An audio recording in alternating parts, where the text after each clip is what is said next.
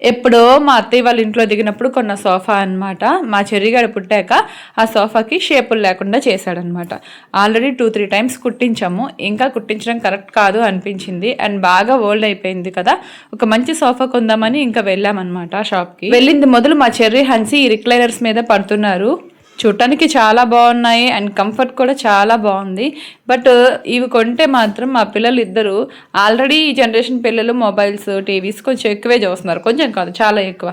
ఇలా రిలాక్స్డ్గా ఉండే ఇంకా టీవీలకి మొబైల్స్కి అతుక్కుపోతారని చెప్పి అవైతే అసలే వద్దు. అదొక రీజన్ అయితే ఈ రిక్లైనర్స్, బెడ్ కమ్ సోఫాస్ ఇలాంటివన్నీ అంటే మూవ్ చేస్తూ ఉండాలి కదా, దానివల్ల ఎక్కువ కాలం ఉండవు అని కొంతమంది ఫ్రెండ్స్ చెప్పారు. దానికోసమని ఇంకా బెటర్గా ఉండే సోఫాస్ కోసం సెర్చ్ చేస్తున్నాం అనమాట. ఈ టీపై నాకు చాలా బాగా నచ్చింది. అలాగే ఇక్కడ ఉన్న ఈ రాధాకృష్ణులు కూడా చాలా బాగా నచ్చారనమాట.